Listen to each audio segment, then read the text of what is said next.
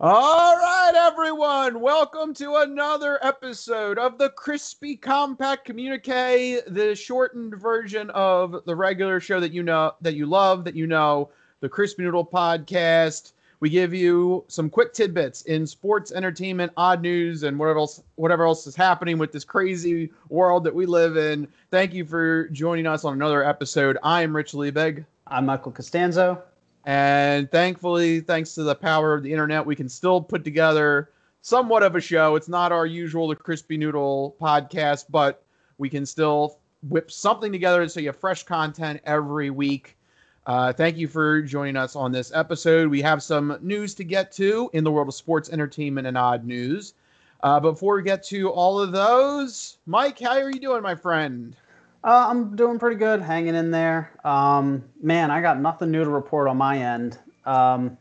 Same old, same old. That's staying at home. Yeah, that's kind of what happens. I know, it's terrible. It's just I feel like I'm such a bum. I'm like, yeah, nothing's happening. Hey, you bum. You bum. You know what I did? I've been watching. I've been catching up on some TV and movies. I recently like watched, a bum would do. Exactly, like the good bum that I am. I watched the movie Jojo Rabbit, or rewatched it. Technically, I'd seen it already. Have you seen that one yet? No, I didn't see it, but I heard about it. It's really good. It's about this 10-year-old kid in Nazi Germany who joins the Hitler Youth Group. And he's like all gung-ho, very much like, yeah, I'm going to be a Nazi. I'm going to fight in the war. We're going to win. Germany's the best. What he doesn't realize, and then he soon comes to learn, is that his mom is hiding a teenage Jewish girl in their, I guess, upstairs. And so it's really, a whole story about how he learns that Jewish people are not, terrible, evil demon creatures that the Nazis make them out to be. And it's about this young boy and this teenage girl's sort of budding friendship in the middle of this war. It's very, very funny because the boy is accompanied by his imaginary friend Hitler. So it's Hitler, but he talks and acts like a 10-year-old would imagine somebody talking and acting. Well, that's the director too, isn't it? Yes, Taiki Waititi, I think his name is. Yeah, I think I butchered that. And oh my God, it's so funny because he talks to this caricature of Hitler, and Hitler's like, I don't know what you're gonna do, man. He's like, give me a Heil, and it's just, it's very, very funny. It's like good dark humor. There's a few sentimental moments, and it gets kind of emotional, near the climax of the movie, of course, dealing with World War II and all that stuff. So it's a great roller coaster ride. It's got a great style, and every character is just really funny, very tongue in cheek, doesn't take itself too seriously until, the end of it. So I highly recommend it. I think it was nominated for a couple of awards. Yeah.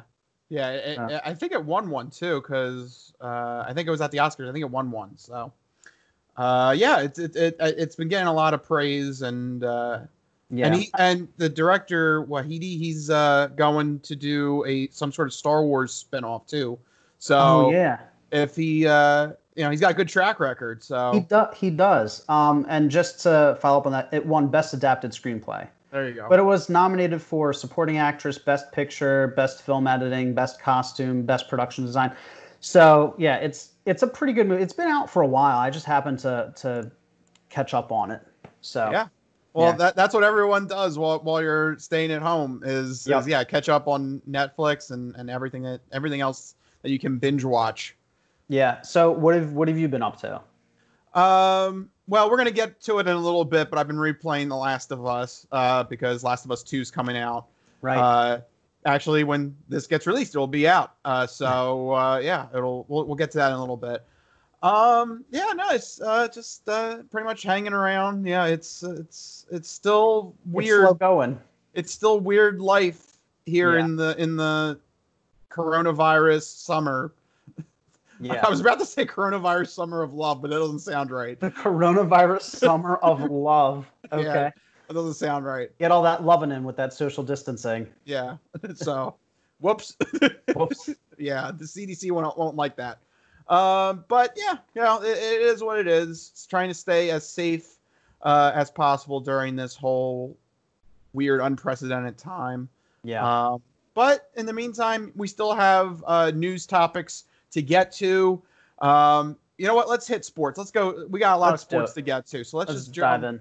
Let's just jump right into sports. And as those that have been following the Crispy Noodle know, I am pushing the panic button on Major League Baseball the last couple of weeks, especially after last week. Last week seemed really dire. It seemed like Major League Baseball and the Players Association were just way too far apart in terms of what they wanted from a season in 2020. It's been rough. It's been very rough. But maybe cooler heads may be prevailing here. The commissioner of baseball gave an interview where he said that the whole thing has been a mitigated disaster. So there you go. That's a good way to pump some confidence into everybody's feelings. But right. Yeah, right. But it may have sprung 3 words that maybe turn the tide on this quandary that everybody seems to have, as MLB put out a couple of other posts about it, and then the Players Association retweeted it and simply hashtagged it with, quote, when and where. That was it. That was the message back. And I think it's starting to become, we're starting to get minutes to midnight here. So at some point, both the owners and the Players Association do need to just get down to brass tacks, figure out when and where, and just put together something. And I think maybe the panic is starting to be felt because the Players Association happening today, came through with a counter proposal to do a 70-game season. Okay. To try and put together some sort of semblance of putting together a full season so they can get full prorated pay, which is their main sticking point. They do not want to reduce any of their players' payroll. They think that's taking advantage of the crisis at hand and everything like that. But they're coming together, and they've thrown this in the commissioner's direction, a 70-game season. Also with full universal designated hitter rules, which would be interesting for the Phillies as a National League team. Right. And to Mike's sadness, a 16-game a 16-team expanded playoffs. You give them an inch and they take a mile. Look. All right. I have lots of problems with this. All right. There you go. I already saw Mike just going crazy. All right. So there you go. I explained the situation. Mike, what do you think? So they roll up and they're like, hey, guys, we want to play literally 40% of the season and get full pay. And also universal designated hitters, and also expand the playoffs. They're asking for so much here. It is absurd. Well, the owners were going in the complete opposite direction, saying let's only do a 40-game season, and you guys only get like a quarter of the pay, and that was not happening. Well, you can't give them full pay for 70 games. That's insanity. They're playing 40. I did the math.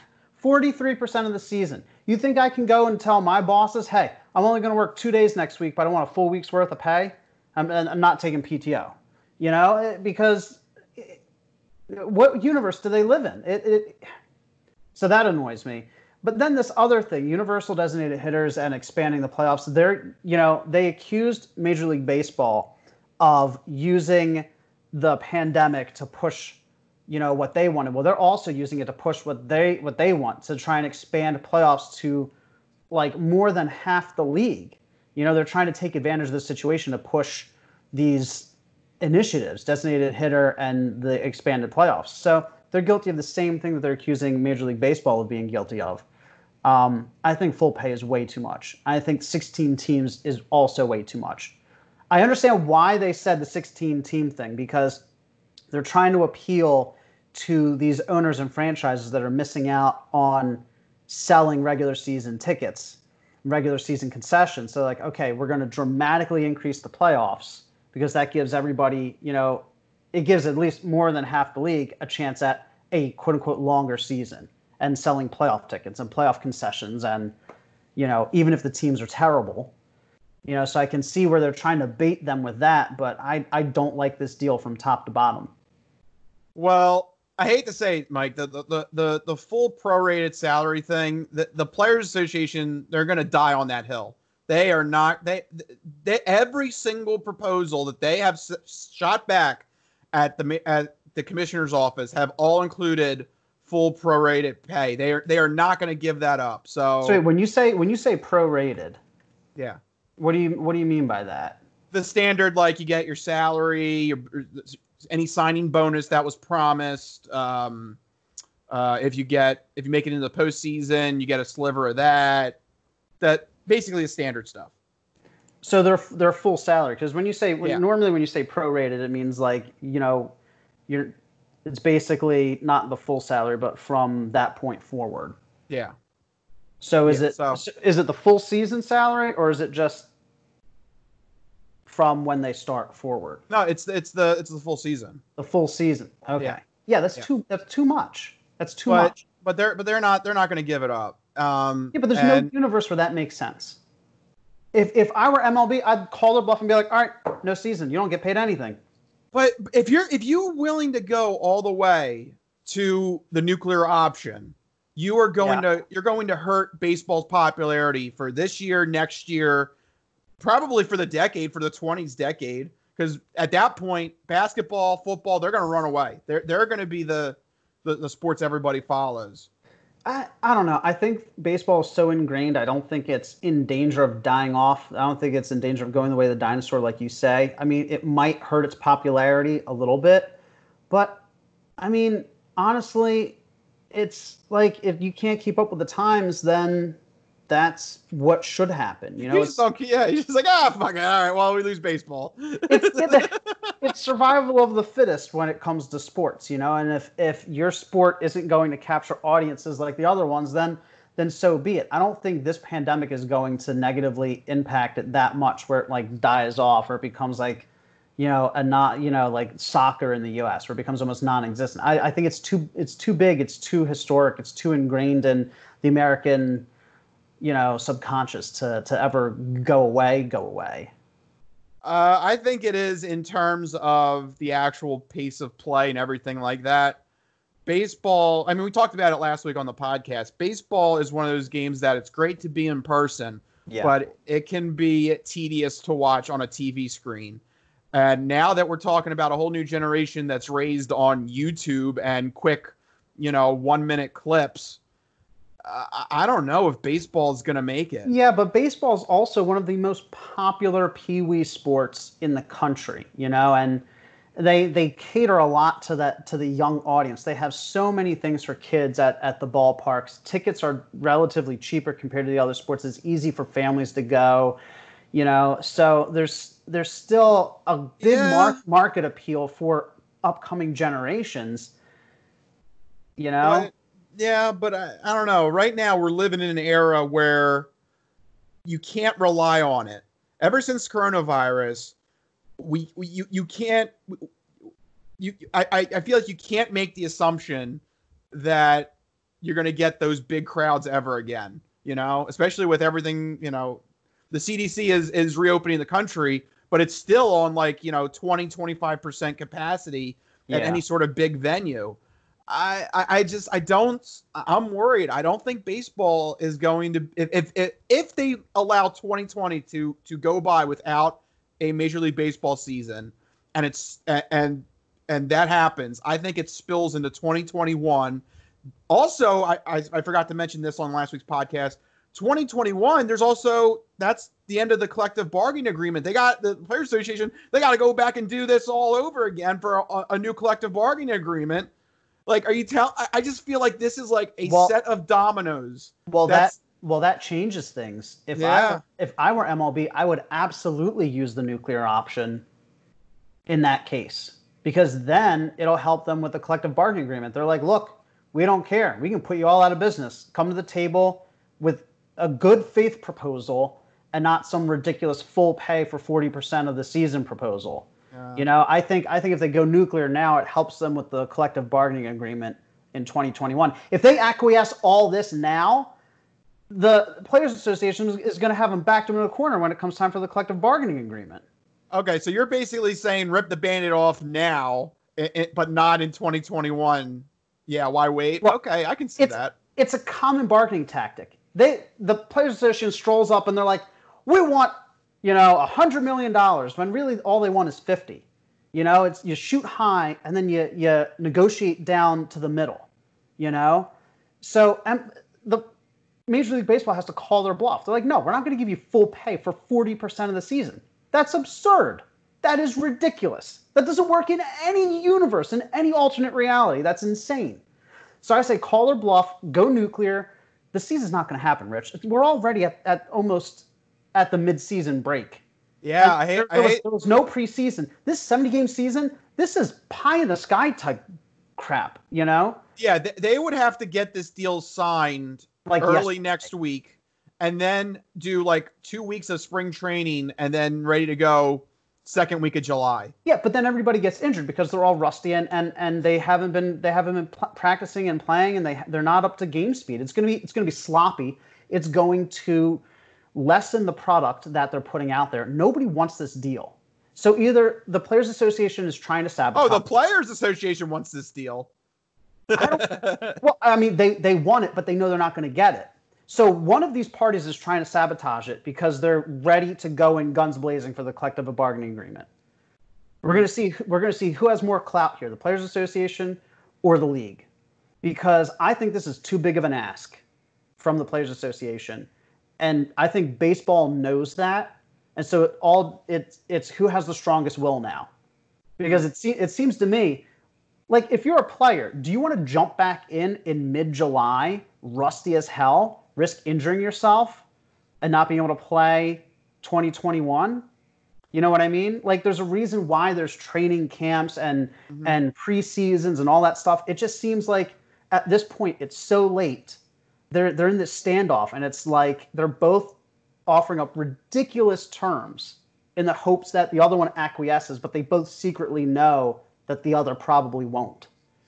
So would you guess that there's not going to be baseball then? Because it sounds to me like you're playing for the end, that this isn't going to happen. We're 3 weeks into June. The mid-season break is what, July? Yeah, July 4th. And they missed all of whatever you call it, training camp, preseason in baseball. What is it called? Spring training. Spring training. There you go. Stupid.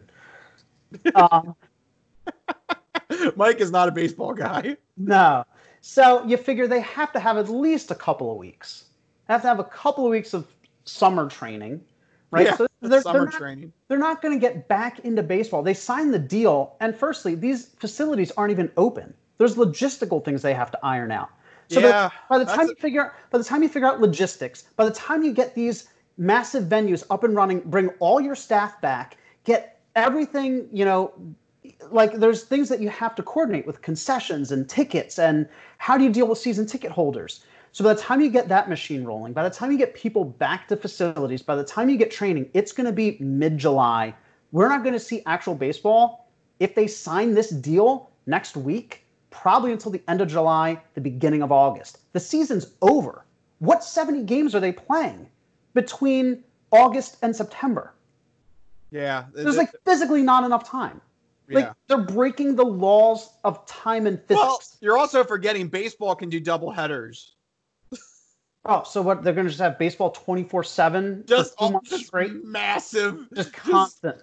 Yeah, and every baseball fanatic won't go to work for the next 2 months. Just I gotta watch every single game. I'm just saying, they're ridiculous deals from both sides. It's way too late. They both know that's ridiculous deals. They're saving all their guns for the collective bargaining agreement in 2021. I didn't realize that was on the table. They're trying to find out who has more pull going into these agreements. That is the real goal. The goal isn't the 2020 season. The goal is to have more bargaining power next year. Fair enough. Also, speaking of all the player safety stuff, yeah, that's another thing baseball hasn't even begun to tackle. Which they don't have a plan. Yeah, they have no plan. I mean, literally, basketball and hockey are so far ahead of Major League Baseball. It's embarrassing. But look at how long they've been working on it. Yep. That's how much time baseball is going to need. Basketball and hockey have been talking about it for like a month now. Yeah. So unless baseball magically whips a plan out of their ass and enacts it in like literally a week, I think the season's done, man. Well, it's going to be super sloppy and really bad and like comically terrible. Look, that's at least a season. I think that does more damage than not having it. Because if you don't have it, you can hype up the return. But if you have it and it's bad, everyone's like, "Well, that was terrible." I don't, But everything it can be forgiven, I think, in 2020 because of the coronavirus. At least you gave it a shot. If you don't give it a shot and you don't have any baseball in 2020, it's not going to be good. The casual sports fan is going to lose interest in baseball, I think. Like me. Right. Okay. You know what I'll never lose interest in, though? Yeah. Another football, Rich. Yes, another sports topic. It happens to deal with football. So Mike is happy again. But he might turn angry at the news development that I have here on Twitter. A certain radio station, I'll leave it at that. Okay. Put out a list of who they consider to be the greatest of all time athletes in Philadelphia sports history, because right now there's no sports happening. So that's what a sports radio station is going to do. And they've been doing their release of this list step by step. And today there was massive Twitter arguments between Philadelphians that were friends, family, kinsmen, and now we are divided in twain because this list came out and it put Eagles franchise quarterback of the 2000s, Donovan McNabb, as number 11 overall as this list of the greatest of all time Philadelphia sports athletes. And then at number 9, Nick Foles, BDN, Nick Foles at number 9, and people are having massive debates over this in the Twitter sphere, on the streets. There might even be a riot by the end of the show over it. So, Mike, I know that you were a big fan of McNabb. How does this sit with you that they put Nick Foles at number 9 and McNabb at number 11? So this is really tough. Yep.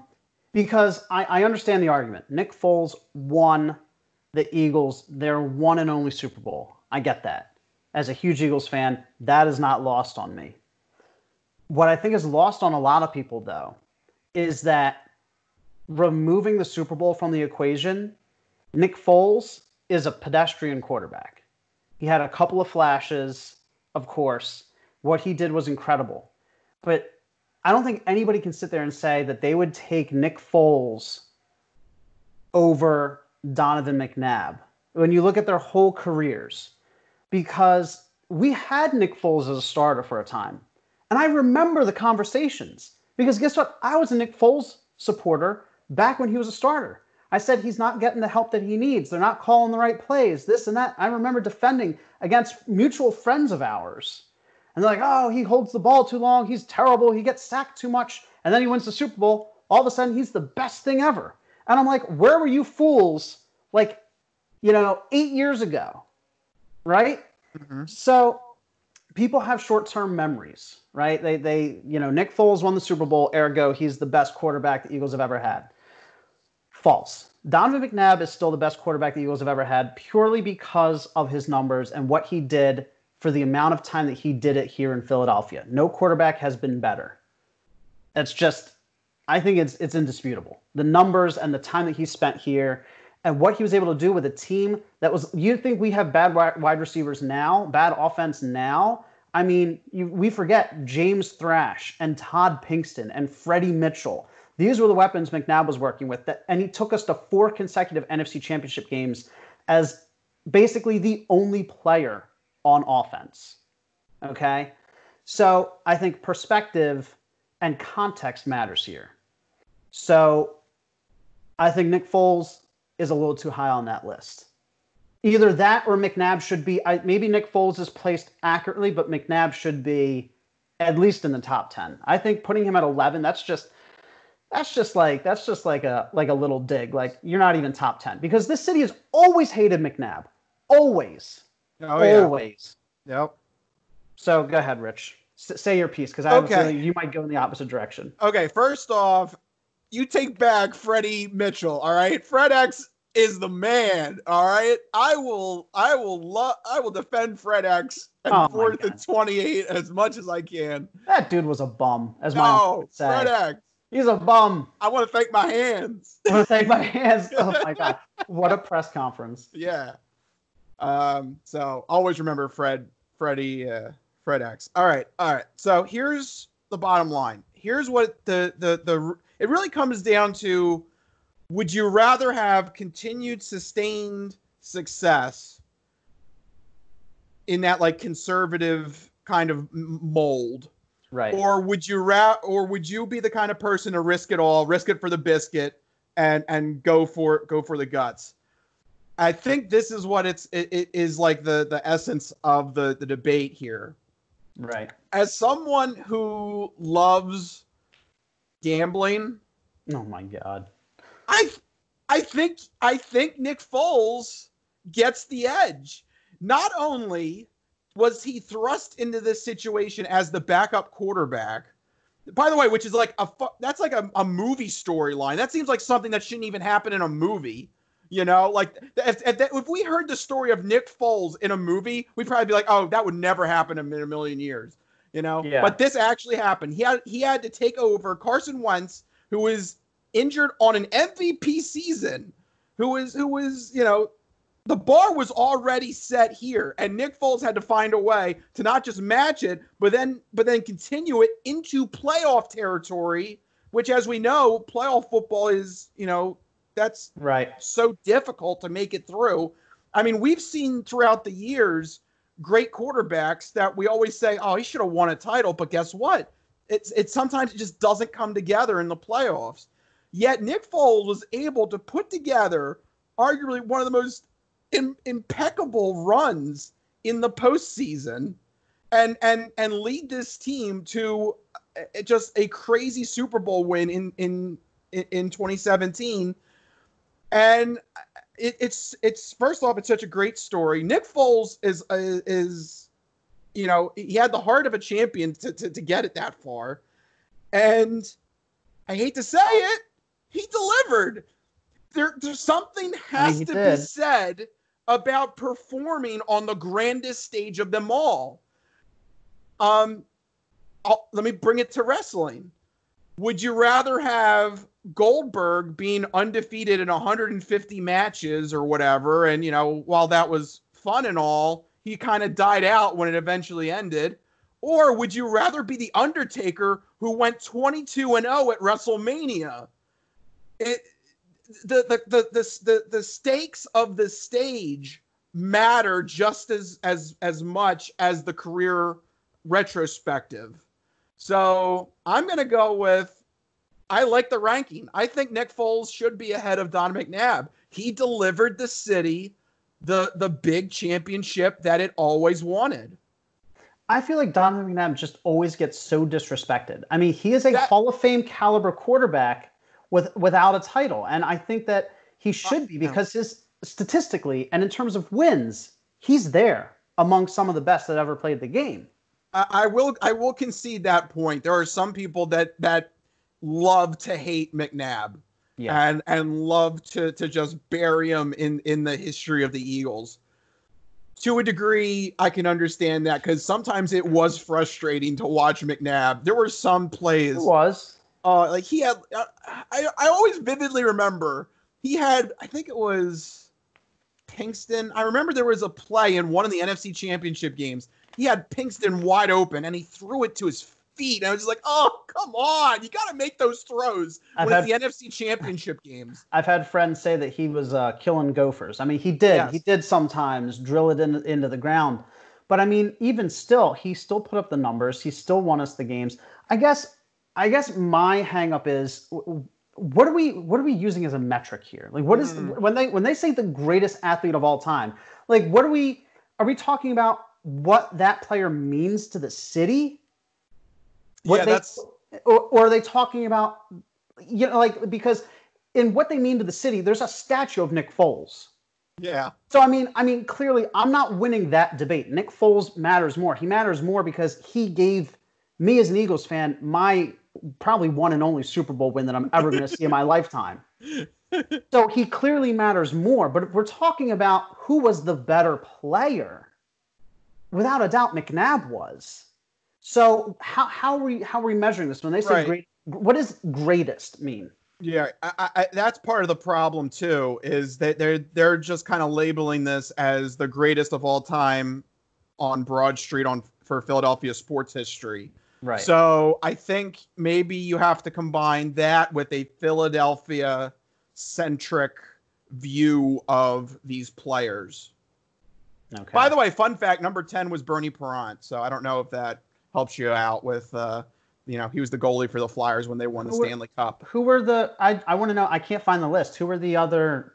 Like top 10? I'm not. I forget what the rest of them, because they're doing them like one each day. Oh, that's annoying. I guess they're desperate for content, just like we are. Stretch it out. Yeah. So I don't know who's from then on, but today was Nick Foles, and that caused this controversy that McNabb was ranked lower than Foles. I see it. I totally see it. Nick Foles, man, he delivered. I mean, I'm torn. I am. Because I feel like McNabb unfairly gets written off. He's like a footnote in Philadelphia sports history. I mean, when you look at like Eagles passing leaders, when you look at Eagles quarterbacks all time, McNabb is like top of the list in most of those categories. Yeah. The Eagles have been around for almost 100 years at this point. They're what? What are they like? They're like 87 years, the franchise. In 87 years, he leads the pack in passing statistics. Yeah, I won't. Yeah. That's a point I will concede to you, that there are a lot of fans that would love to not remember Donovan McNabb, which is a shame because he was a franchise quarterback. He led the Eagles to several successes, but unfortunately, yeah, he never could punch through, and that is unfortunately what a lot of people choose to focus on. And that is unfair. I will give you that. It is unfair. I will say this, that another part of this conversation is also, I think just in football in general, we unfairly place a lot of the team's success on the quarterback. I mean, how much of McNabb's failure to get it to the end was due to him or due to coaching and the players around him? And how much was Nick Foles' success due to coaching and the players around him and just a year of fate and destiny? You know what I mean? Because we saw Nick Foles in a lot of other big games not be able to get it done. And, we saw McNabb, same thing, get it done consistently, and then in the final moments not be able to get it done. So, I mean, part of it's, the quarterback's only one part of the puzzle, It is, but it's the most important part of the puzzle. Is it though? Because we've had teams win Super Bowls with terrible quarterbacks. Not lately. No, not lately, because the league is shifting more to a passing league. I will give you that. Yeah. I will say this, that I think in terms of sentimental value and emotion and what the player means for the legacy of Philadelphia sports, I think Nick Foles does win in that regard in terms of who's better. It all comes down on how you define greatest, right. Because McNabb, after he left the Eagles, he was like over and done with the city. Done. And it's always annoyed me that he's always opens his mouth and starts complaining about our players and our teams and like nonsense. Like, just all the time. There's clearly he has a very like sour taste of the city left over from when he was here, rightfully so, probably. I mean, we treated them terribly, you know. So, but it's always just like Nick Foles would probably never do that. Yeah, I would hope. So I could see Nick Foles being viewed more favorably as history continues to progress. Yeah. All right, we got to wrap that up and head to the entertainment realm. We got some entertainment news to talk about. It's also a big week, not just for random lists that go viral on Twitter, but in the video game realm, it is a huge week for Sony fans because The Last of Us 2 drops today, actually, when this podcast comes out. Maybe you're listening to it in the car as you're driving to pick up your copy. Yeah. If you still pre-order it at physical locations like I do, like a weirdo. Yeah. Mike, yeah, you're the only person that does that. I got the physical special edition. You know, you gotta get the weird statues and comics or whatever it comes with. I don't even know. Okay. But anyway. Yeah, so what are you expecting out of the second entry into Naughty Dog's Last of Us? Now franchise. They're turning it into a franchise essentially. It is a franchise. I'm expecting great things. I'm not reading reviews. I'm trying to stay away from too much media and press about The Last of Us 2 because I'm worried about spoilers and leaks and stuff like that. But I just, looking at the scores, it's like mid to high 90s out of, hundreds of reviews. Some people are throwing around the term masterpiece. It's Naughty Dog has a knack for putting out these what people call generation defining games. At the end of the PlayStation 3 generation, they dropped the first Last of Us. And everyone's like, this is the pinnacle of gaming in this moment. And now 7 years later, as the PlayStation 4 is getting ready to pass the torch to PlayStation 5, they dropped The Last of Us 2. And again, same conversation. This is the pinnacle of gaming at this point. The few reviews that I have listened to talked about how almost every aspect of the game is better than the previous one. The fluidity of movement, the combat is more nuanced, the story punches harder. I don't know how it could possibly, given what happens in the first game. Apparently, from what I understand, it gets very uncomfortable at times. Naughty Dog pulls even fewer punches than they did before. And what I really appreciate with them is that they don't shy away from difficult topics, and they tell the story that they want to tell. This one review that I listened to on a podcast mentioned how there were moments where you want the character, you want to be able to do A, but the character, obviously goes in a different direction because it's that character's story. And Naughty Dog is telling you a specific story that they have a vision for. It's not like these games where you could just go anywhere and do anything. It's not a choose your own adventure style game, which is all the rage nowadays. They are telling a very specific beginning, middle, and end type story. And I think that's actually a pretty bold move in today's gaming world, where choice is like the big buzzword. Every game wants to give players choice, multiple endings, and good, bad spectrums, and open world. And Naughty Dog's like, nope, you're going to play our story the way that we want it to be played. And it's basically like an interactive book movie. Yeah. I've always appreciated them for that. I love all the choose your own story kind of games. And while I would say I would personally enjoy those games more than I do a linear story, in the context of a more mature game like The Last of Us,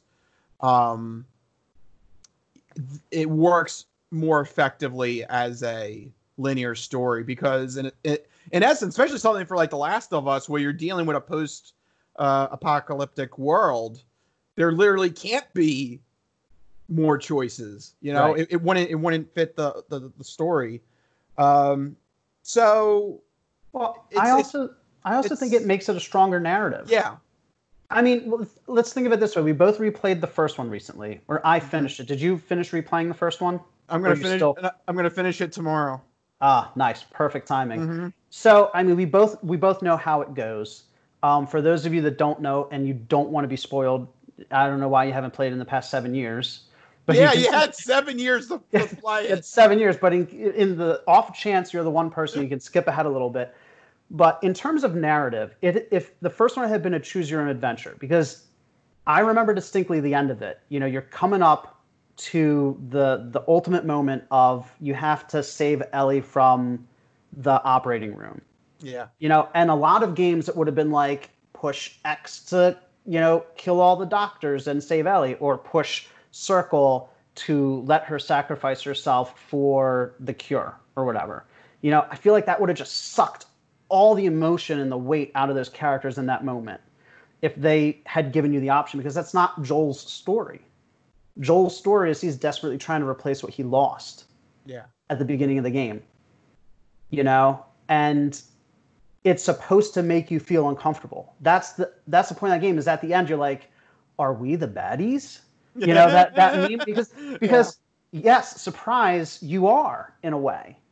You know, and it offers those interesting moral and ethical dilemmas. But if it gives you that choice, it's just like, it just sucks it all out, you know?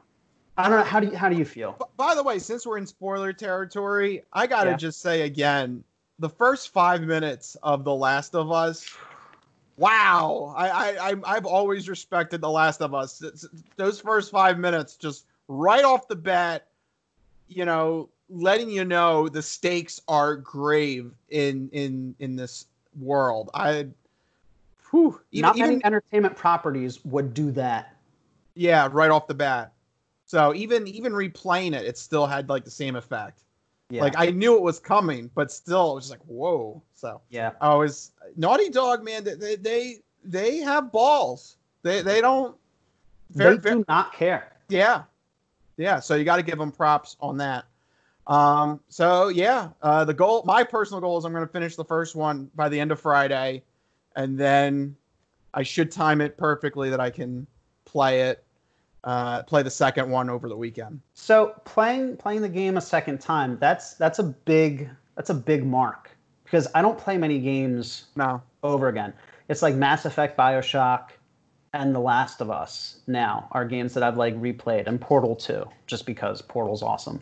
Mm-hmm.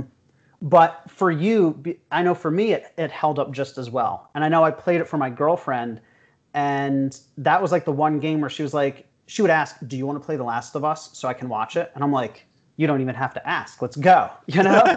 So be still my heart. Be still my heart. Yeah. You know, so it pulls in non-gamers. That's how good the story is that she's invested in the story.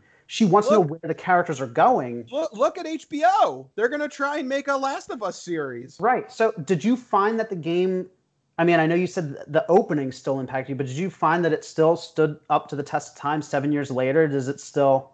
Yeah. The gameplay, the story, even like the art of the broken down world is fascinating. Yeah. You don't really see post-apocalyptic worlds that vibrant.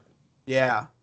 I also forgot the one level where you have to get to a bridge and you have to go through like a building that's crooked. Remember that? Yeah. That was really cool because like everything is slanted a little bit as you're trying to make your way through this building. So yeah, it's like little things like that. You're just like, oh, that's an interesting little take on it, you know? Yeah. But yeah, all in all, just I'm happy even on a second playthrough 7 years later, and I'm anxious to get my hands on Last of Us 2 when that comes out this weekend. So it's gonna be good. Go get your copies, guys. Yep. All right, and one more entertainment news story that we got to get to real quickly, because even though we were talking about how baseball might not come back, apparently movie theaters are anxious to come back. Yeah, so this broke just before we started recording. AMC, the theater chain, announced that it's going to reopen theaters in mid-July. I think that's an interesting move. They are going to be enacting social distancing and limited capacities in order to try and prevent the spread of coronavirus. And they're also encouraging contactless payment for concessions and tickets. They won't, however, require masks. They will be selling them in theaters, though, which I think was interesting. Like, oh, no, you don't got to wear them, but if you want them, we're selling them. Yeah, I can just imagine now, like, branded masks. You know, get your Marvel Avengers mask with a large popcorn for $30 or something. Oh, Mike, no, it's going to get worse than that. Get your limited edition bicentennial anniversary of Wizard of Oz mask for $89.99. You know, you're probably not far off. They are going to have lots of special editions and limited editions. Yeah. It's going to be nonsense.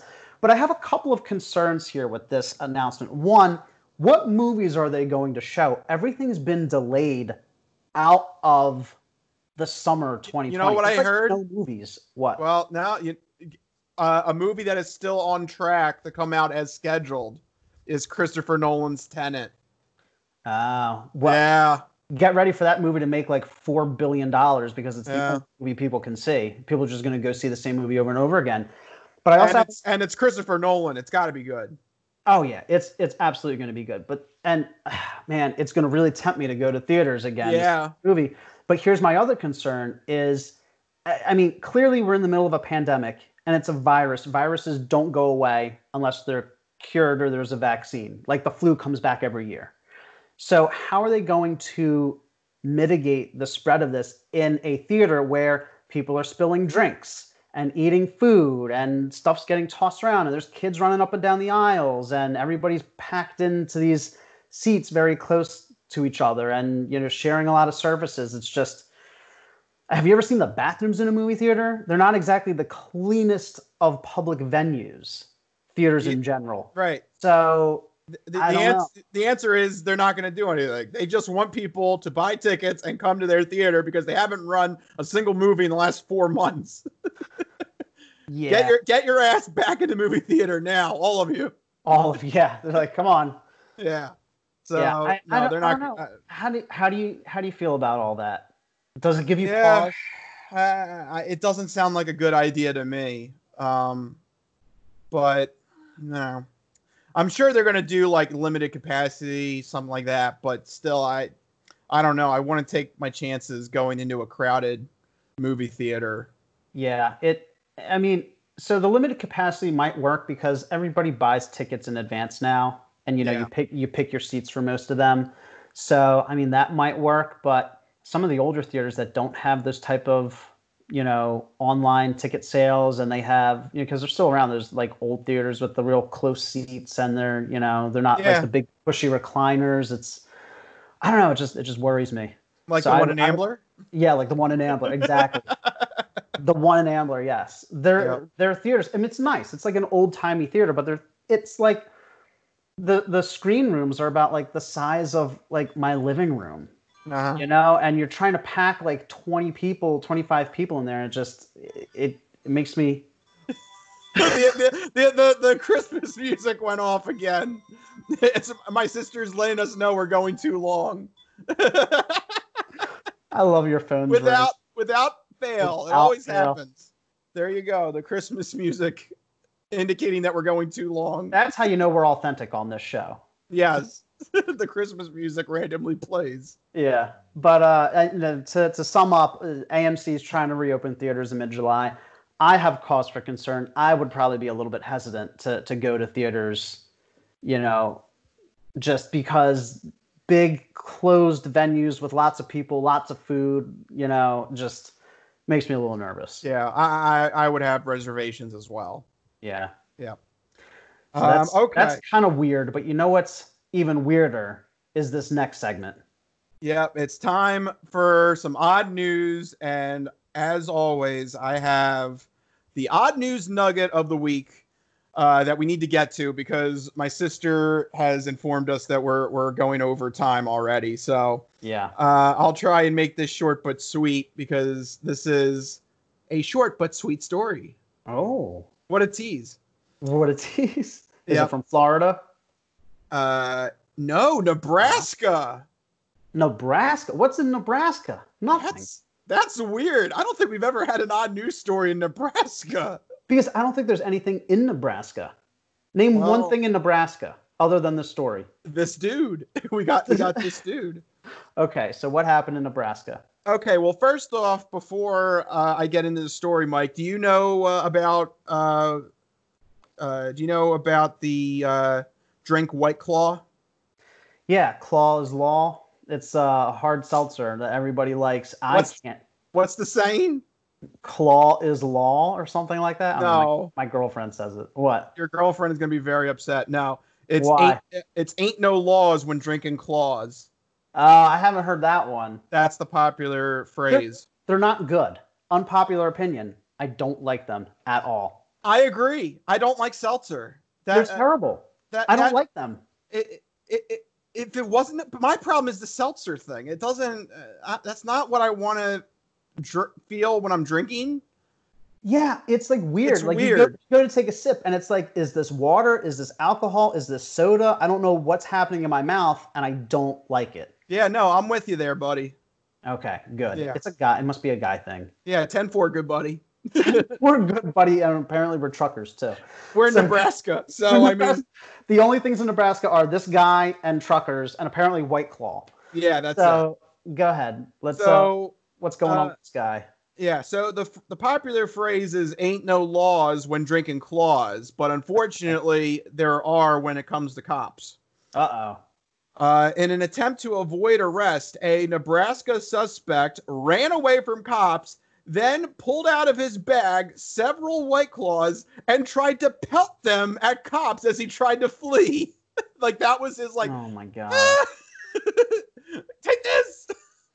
I mean, that's wrong on a lot of different levels. One, you're assaulting police officers. Two, you're wasting alcohol. Yeah. Wait, were these were full cans, right? Yeah. Yeah. What a waste. I mean, I don't like it, but it's still a waste. Yeah. According to police, 36-year-old Matthew Stinson had threatened on Sunday afternoon that he was going to kill people in the lobby of a luxury inn in Lincoln, Nebraska.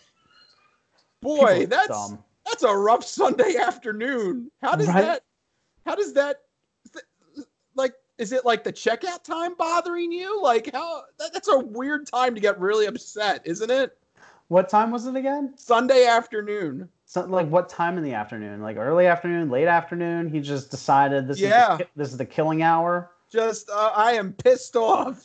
I'm pissed off. And I need to kill multiple people. You know what it was? It's the Sunday blues. You know what? He realized Monday was coming up. That's exactly what it was. Yeah. It was like 5 o'clock on a Sunday, and he was like getting down. And he's like, "Oh, I'm gonna go kill some people." So he allegedly threatened to start with the clerk. That's not good.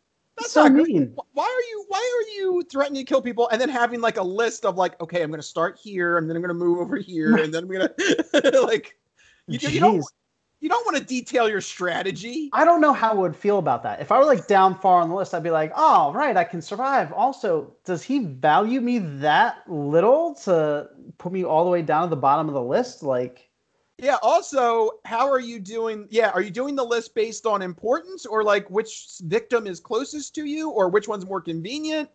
Did he have an actual list? Like he pulls out a piece of paper. He's like, all right, let's see. 1, clerk. 2, bellhop. Like, I don't think he had a list. I don't see any notification of a list, but he does say multiple people.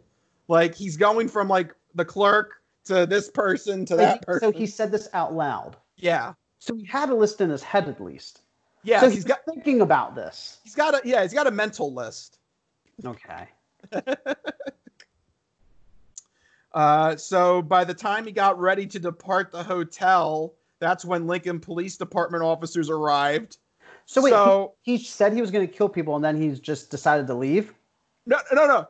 He made his threat, then went back to his room to get ready to leave.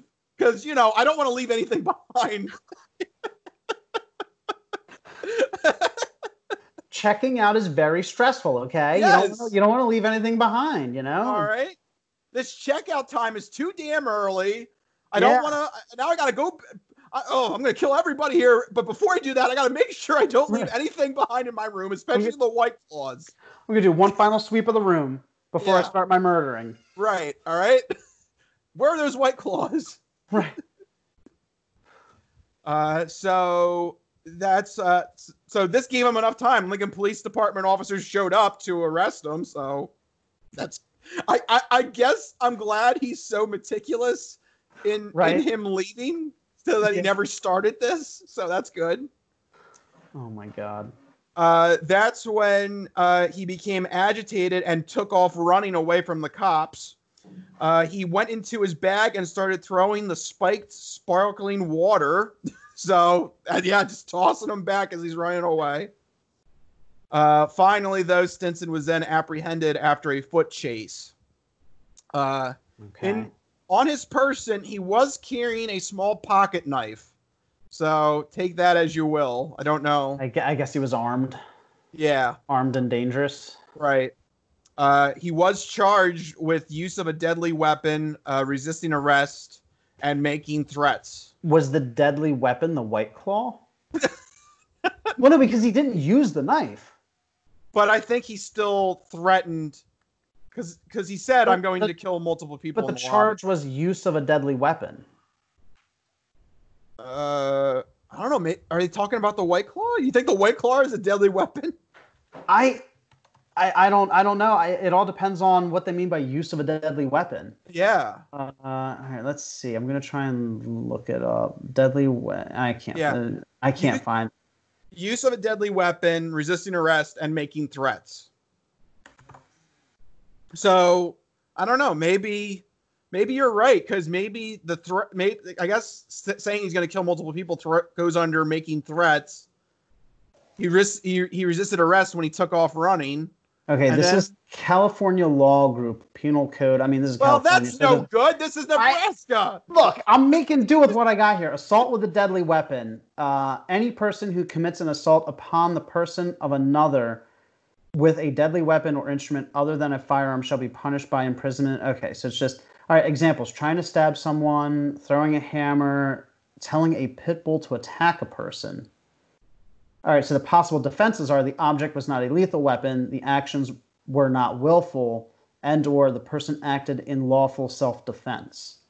So again, this is like some California weird like law group website. But I guess what I'm saying is that he wasn't using the knife. It was in his pocket, right? Yeah, he never actually was using the White Claws. So I guess the White Claw, like they gave an example of a hammer, right? Like a blunt force object. Yeah. Right? So a full can, I mean, if you've ever felt a full can, like, you could really do some damage with that. Okay, so White Claw is a deadly weapon. There you go. Another reason not to drink it. Yes. It's deadly. It's literally deadly. There you go. I like that. Fact. Science. Stinson is being held in the county jail in lieu of a $20,000 bond. So I don't think he'll be getting out anytime soon. So my campaign against White Claw here. 1, it tastes terrible. 2, it's a deadly weapon. 3, it's so bad that this dude was willingly throwing it away to try to escape. Okay, that's 3 strikes. You're out, White Claw. You're out. I love the fact now you're using baseball references. I'll bring it full circle. Yeah, full circle. Very good. I'm rounding the bases. Yeah, there you go. Good job, Mike. Mike, the true MVP of this podcast this week. So before my sister calls again and starts the Christmas music up, what are your apocalypse activities that you're looking forward to in the next week that you'd like to recommend others? So apocalypse activities, I'm always recommending playing games and keeping your mind active with some interactive entertainment. Right now, you can get some great games and support a good cause by checking out Humble Bundle. Are you familiar with the Humble Bundle website? Yep. It's basically a video game storefront where their gimmick is every game that you buy, a portion of it goes to charities that you can choose. And sometimes they put together bundles with developers. They sell a bunch of games in support of specific charities. Well, this weekend they're doing the Humble Fight for Racial Justice bundle, where all the proceeds are going to 3 charities the NAACP Legal Defense Fund, Race Forward, and the Bail Project. For $30, you get $1,200 worth of games, ebooks, comics, and soundtracks. I pulled the numbers. There's 50 games and 24 books/comics. Some of the highlights are the Jackbox Party Pack 4, BioShock Remastered, Kerbal Space Program, a couple of the latest sports games like NBA 2K20, and you also get Attack on Titan manga anthology if you like manga. So far, they've raised over $2.3 million. I just bought the bundle, so I'm excited to go try out some city building games like Surviving Mars, which is made by the same people that did City Skylines. It's basically City Skylines on Mars. There you go. I'm eager to try that. So yeah, it seems like a great bundle. Like I said, over $1,200 worth of games, ebooks, and comics, and it all goes to a really good cause. So if you are not playing The Last of Us Part 2 and you want to get some good old-fashioned PC gaming in, go get this bundle and you'll be set for like the next, well, for the rest of the pandemic, basically. This is like 50 games. Yeah, if there's a second or third wave, there you go. You're really going to have a lot of content to hold you over for that amount of time. Yeah, and it all goes for a good cause, too. So that's what I'm going to be doing, probably. There you go. Well, I'm gonna take the lame way out. It's Last of Us weekend, so yeah. I'm gonna be playing that, and I can't wait to see where the story goes and experience it. And I'm sure we'll probably do a dedicated episode to just The Last of Us whenever we both finish it. Yeah, whenever we both finish it. Apparently, it's a bigger game, so it might take us a while. Yeah. I mean, it was 7 years in the making, so yeah. I can't wait. Good stuff. Yeah.